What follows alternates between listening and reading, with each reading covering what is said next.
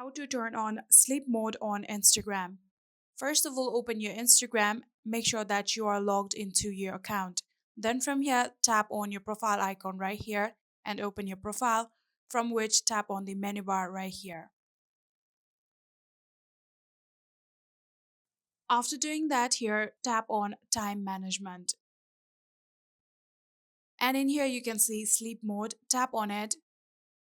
And currently you can see it is turned off, tap on this toggle button and turn on your sleep mode. After turning it on here, you can add your start time and the end time. You can even choose your days. So simply tap on these time and set your time. Just like this, all you have to do is now tap on save. And this is how you can turn on your sleep mode on Instagram. I hope this video was helpful to you guys. If it was, please do not forget to hit that subscribe button and like our video. Thank you so much for watching. See you in the next.